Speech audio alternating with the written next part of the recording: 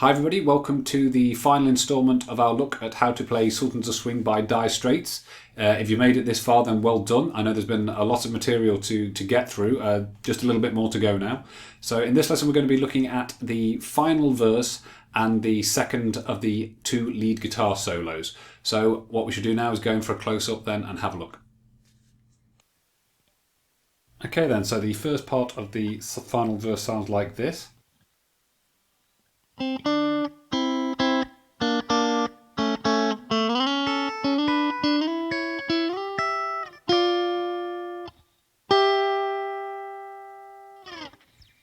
Okay, so that is 5 to 7 on the G string, then the 5th fret of the G and the B string 2 times, then the same on the 3rd fret 2 times, and then on the 2nd fret.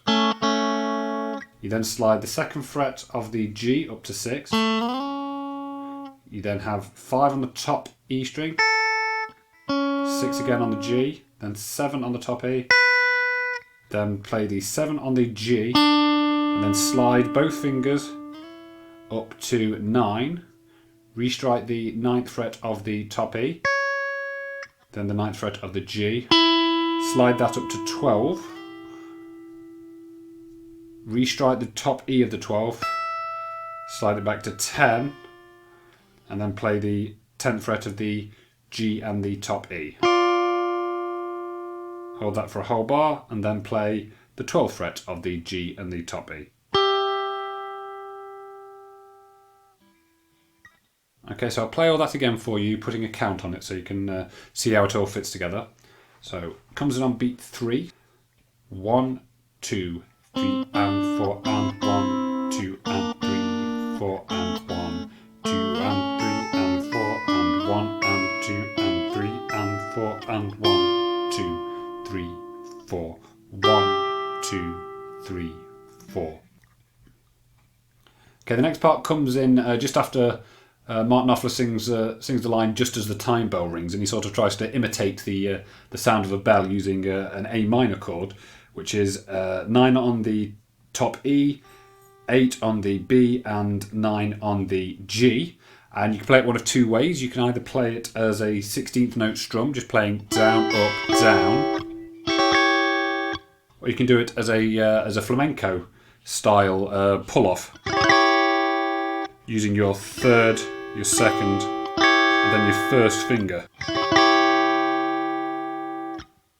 Okay, then the next part sounds like this.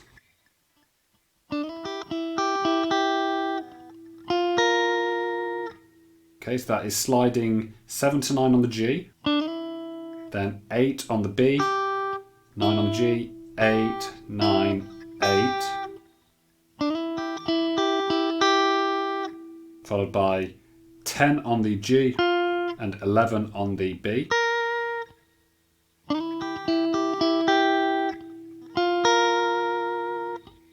Okay, and then we have this. Okay, so that's very similar to things that we've already done in the song, sliding 5 to 7 on the D string, then we have 7 on the G, 7 on the D, 10 on the G, 7 on the D, then 10, 7 on the G, and then 10 on the D, and 10 on the G. We then go into this, which should be familiar to you.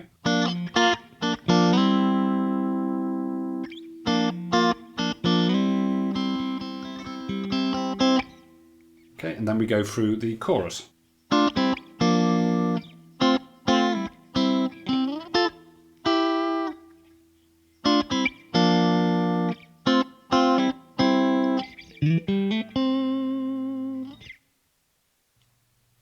Okay, so we now go on to our final guitar solo.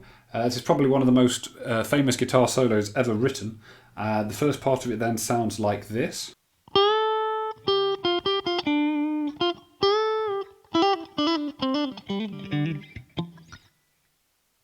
Okay, start by bending 12 of the G up a whole tone, then play 12, 10, 12, 10, all on the G, then 12 on the D, then grab 10 on the G, bend the 12th fret of the G up a whole tone again, and release, and then hammer on 9 to 12, and then back to 9 on the G string, then 7 9 7 on the G, then 5 7 5, then 5 7 5 again on the D, then again on the A, and then holding your finger roughly over the 3rd fret, just play a couple of percussive mute sounds.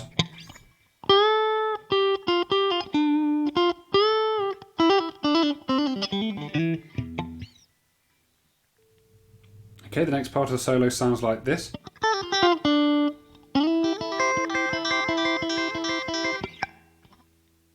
Okay then, so we start off there with a couple of percussive mutes roughly over the 8th fret.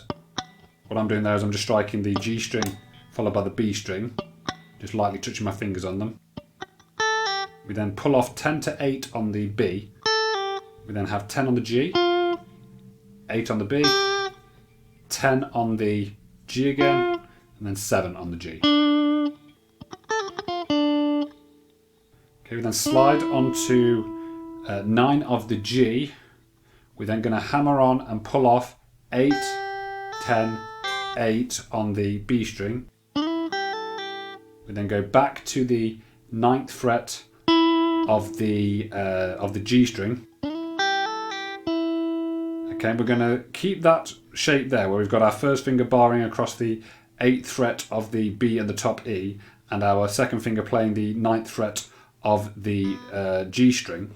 And what we're going to be doing is striking both the top E and the B string with our first finger, hammering on the 3rd finger onto the 10th fret, and then pulling it off, and then striking the 9th fret of the G with our thumb.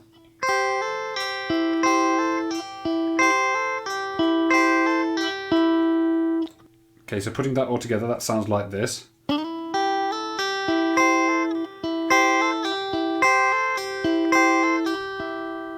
And a couple more percussive mutes at the end.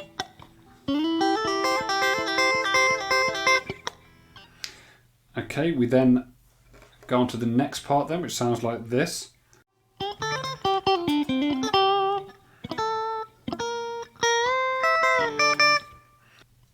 Okay, so bend 12 of the G up a whole tone, then play 10 on the B and the top E, then pull off 13 to 10 on the B, 12 on the G, hammer on, pull off again 12, 10, then 12 on the D, hammer on 10 to 12, 10 on the G, 10 on the B, and then 12 on the G.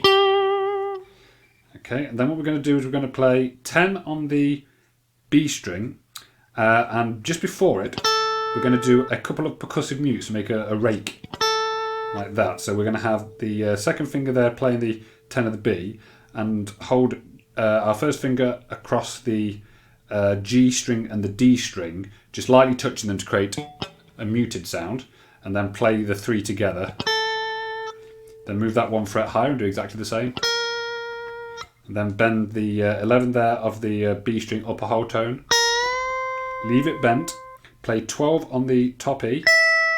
Restrike the bent string and release it. And then play 10 twice on the top E.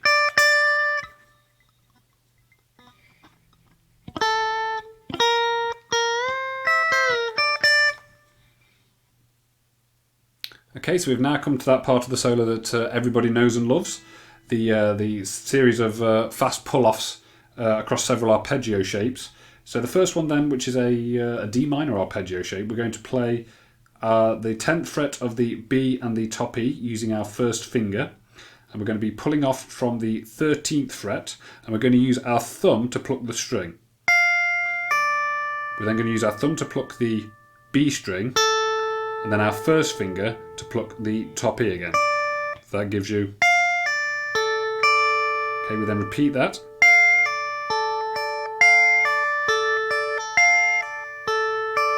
We're then going to place our second finger down on the 11th fret of the B and continue that sequence.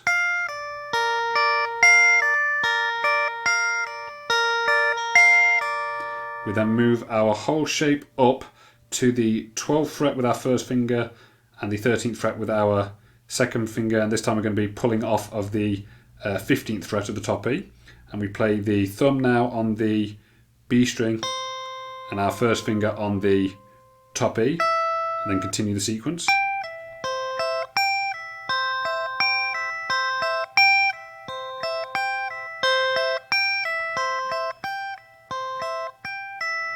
Then go back to the first shape, sorry, the 10th fret there.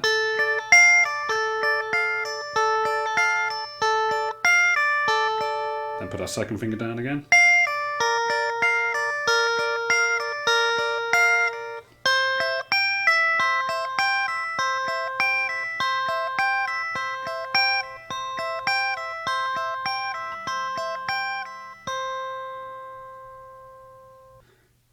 Okay, so the next section sounds like this.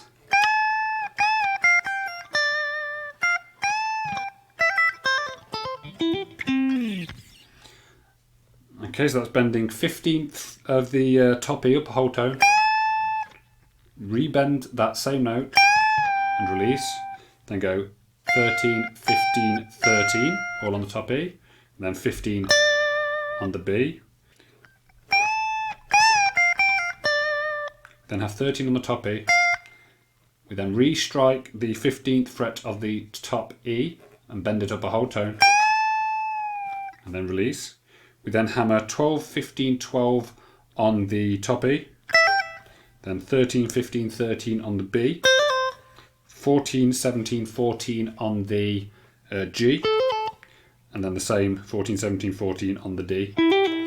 Then grab 15 on the A. And then slide that away. I think that's what's being played at the end there. It's a little difficult to hear it because at that point the song is fading out, but that certainly works either which way. Because the song fades out there, it means that if you wanted to play this live or just for your own pleasure, then you need a good way to bring the song to a close. So from that point you can go back into playing the chorus and then finally resolving to a D minor chord to bring the song to a musical ending. So that would sound like this.